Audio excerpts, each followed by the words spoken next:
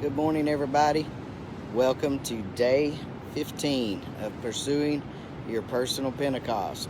Okay, in chapter 15, we find the religious folk of the day trying to discourage the Gentiles from receiving the gospel. You know, they're preaching hard, they're bringing it to the Gentiles because God has shown them that it's for everybody, not just the Jew.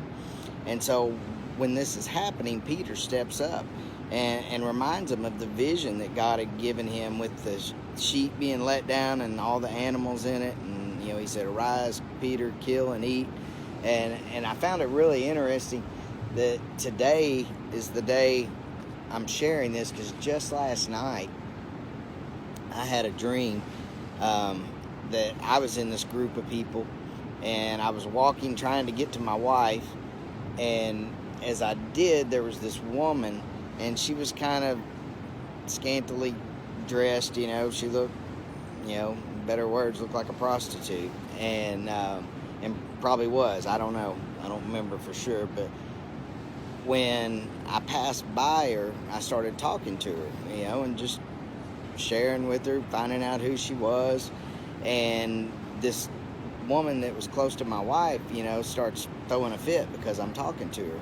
And so I said, "Excuse me for a minute," and I walked over to this to my wife and this lady that was standing next to her, and I said, "Let me ask you a question. You know, what are you so upset about?" And she said, "Well, you're talking to that lady. You know, it looks bad, you know, on your wife." And I said, "Well, let me ask you this question." I said, "If that was your daughter, would you want me to be talking to her? Because she's somebody's daughter, you know, and we're all sons and daughters. We're all sons and daughters of the King, and there should be nobody that we withhold the gospel from just because they're not like us, you know, or just because they're not the same color as us or of the same religion. You know, it's available, it's for everyone." And so when Peter steps up, they end up, when he gets finished reminding them about this vision, they put together this letter with Paul and James and the elders to take to the other disciples, that salvation was available to everybody, to the Gentiles. They gave them a list of things that they should stay clear from, such as things polluted by idols, sexual immorality, from blood offerings for animals. You know, in other words, they're trying to explain to them the price has already been paid. Set yourself apart from these things and you'll do well. That's what the letter said. You know, God doesn't like sin because sin hurts us. That's why he doesn't like it. Sin gives the enemy a foothold in our life. Jesus, you know, you remember Jesus taught a little leaven leavens the whole loaf. You know, it just takes a little bit of sin in the camp, and next thing you know, the whole camp's, you know, pursuing or getting involved in the sin. So we have to be mindful not to give the enemy a foothold.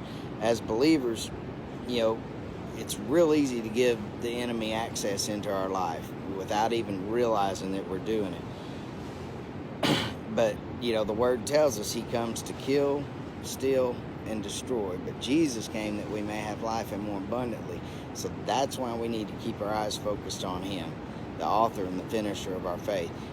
He will lead you into all truth. But, you know, once again, like I said, the enemy will constantly be laying things in our paths, you know, to try to get us to stumble, to try to get us to look away, to try to get us to veer off the path that God has for us, because he wants to kill, steal, and destroy our lives. And he knows that if we get a hold of this, and if we understand the authority that has been given to us through the Holy Spirit, that we're going to be his worst nightmare. So be mindful of those things. You know, I posted something a couple days ago. It says Jesus sat with sinners. He didn't sin with them. And we got to realize the difference. We got to take the gospel to a perverse world, but that doesn't mean we have to join them in their perverseness. Hope this bless y'all, and we'll see you tomorrow morning.